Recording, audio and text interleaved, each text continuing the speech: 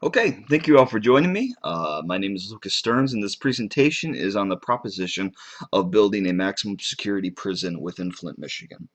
As the paperwork that I have as a part of this presentation will show, I do live in a small town just 10 minutes north of Flint, Michigan.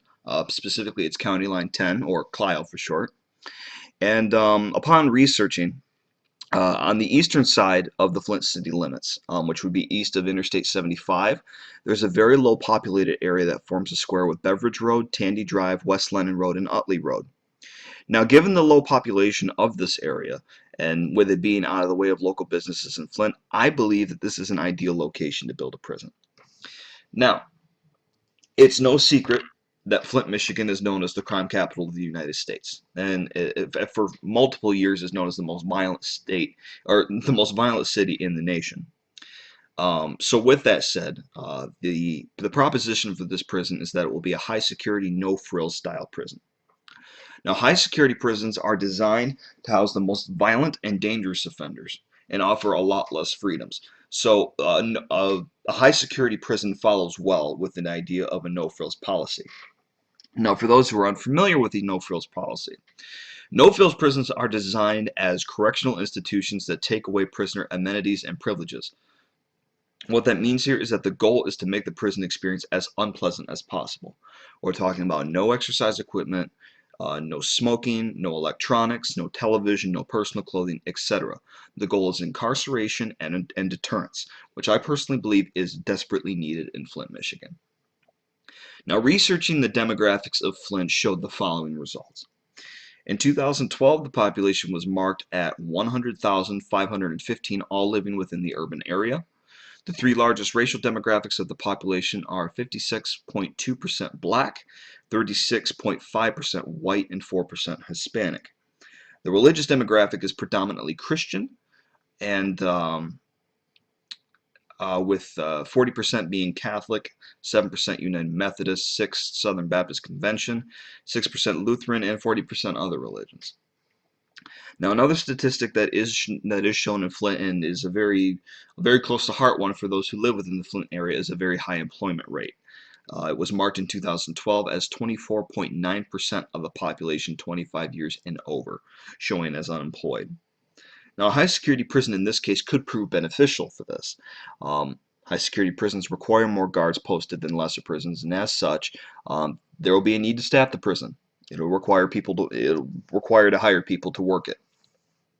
Now, one speed bump we may find with building a no-frills prison is with the religious demographic. It's very well known that a staple philosophy in the Christian faith is that of forgiveness.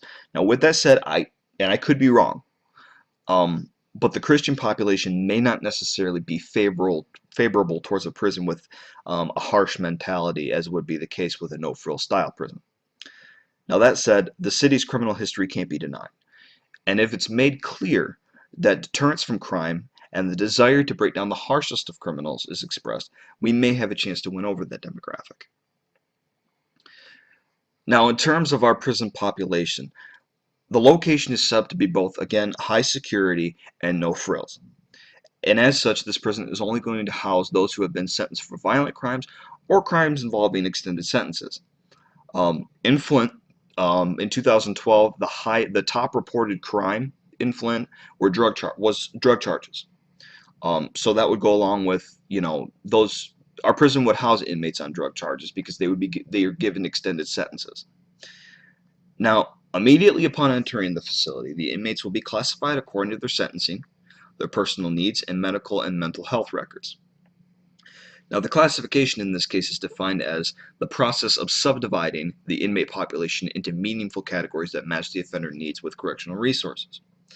And again, while we're going to try to stay focused on the no frills approach, we want to make sure that the population is divided accordingly, so that the inmates are able to serve their time with as little trouble towards them as possible in terms of altercations or physical or sexual assaults and things of that variety. Now, on the first day of entering our facility, they'll go through their identification, medical and mental health screening, and a mandatory drug screening. Once registered in the system, the inmates will undergo further physical and psychological examinations and DNA testing for violent crime charges. The DNA testing will be like for those who were convicted of murder or sexual assault or rape. things of that variety. IQ testing and vocational aptitude examinations will also be processed. Approximately 11 days following, a criminal and social history will be taken down so that we can gain further insight into our inmates' classification. Um, and by doing so, we'll be able to put in a further examination into what their custody and security level is going to be. So, for example, those who are convicted of violent crimes but also have histories of social anxiety and severe anger, they'll be placed in solitary cells, isolated from the rest of the population. In another case, those who are shown to be homosexual or convicted of committing crimes of sexual assault variety, they'll be placed likely in an alternative lifestyle unit, especially in the case of homosexuals, not as a personal attack on them, but more as a safety issue. Now, in terms of the prison architecture, ours is going to be based upon the panopticon prison design. Now, this was designed by Jeremy Bentham, who was a 19th century British philosopher, and he proposed the use of a circular building with a central guard tower in the center. And with this design, the individual cells are kept illuminated, but the observation tower is dark, so that the prisoners can be observed at all times but cannot tell when they're being watched. The goal in this case is to give inmates a sense of constant surveillance and to make it stick. It's not enough to have them know they're being watched, but to make them believe that they're being watched.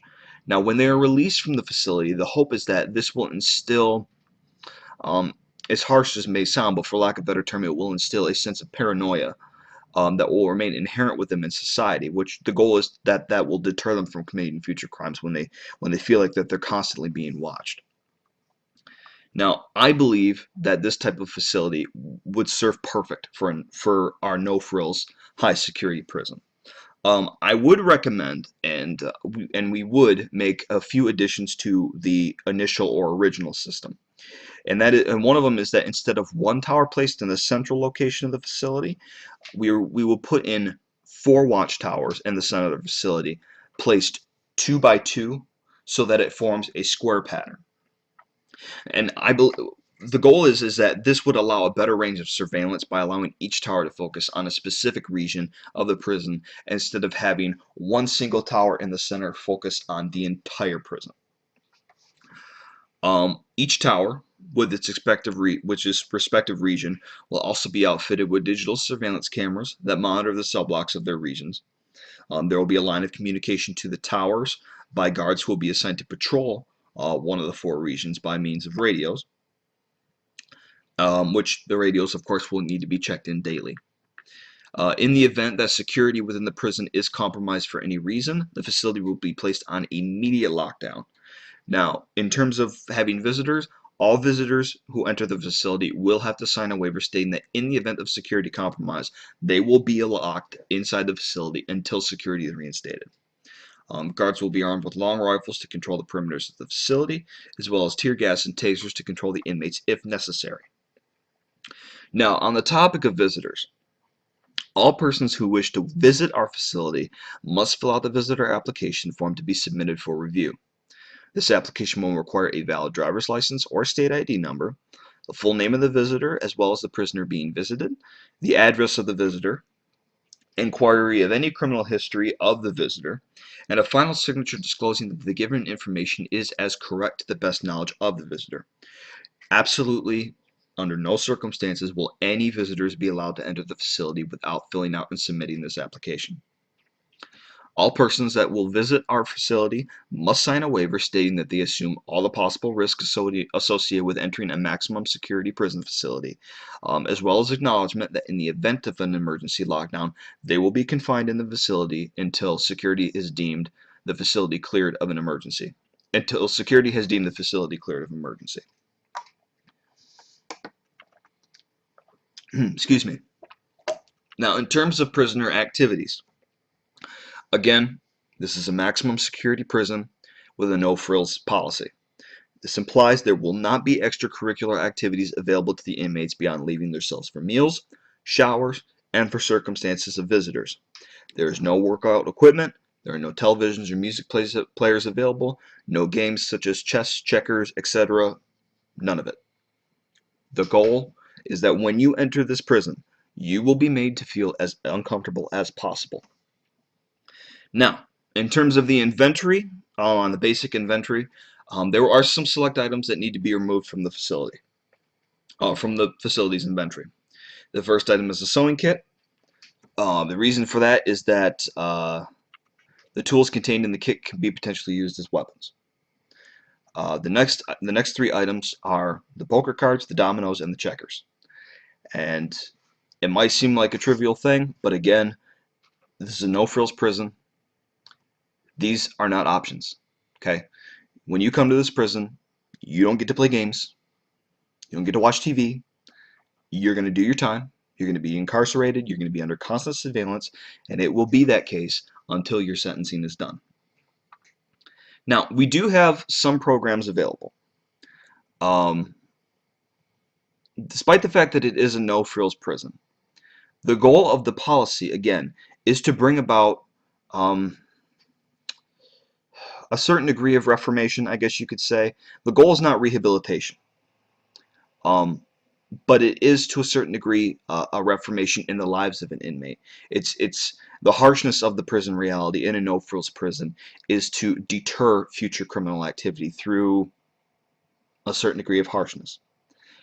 By bringing into mind the punishment that awaits at the Central Genesee Maximum Security Facility, which for short we'll call CenGen Max.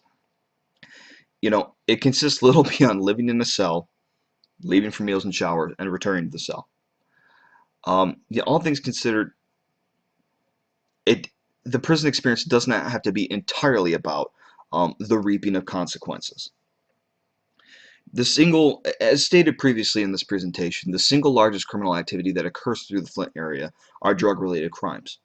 So in addition to serving their sentencing, inmates who have been incarcerated for drug crimes will also be enrolled in our drug rehabilitation program. This is just one of the programs that we have available. Um, you know, we acknowledge that it's not always enough to simply punish a drug offender for their crimes. Sometimes these crimes are the result of addictions. Um, and multiple studies have shown that drug treatments lead to, on average, a statistically significant reduction in criminal recidivism rates. You know, in terms of appealing to the public, our administrative staff implores the understanding that two options are available. Okay, in terms of trying to get the community to embrace the concept of our prison, think of it this way: you've got two options. You can pay taxes to house inmates in prison cells, or that money can go towards reforming criminals into productive members of society. Okay. Now, CenGen Max facility may be a no-frills maximum security prison, but as harsh as it may seem at times, it's not a dungeon. Okay, it's not a dungeon.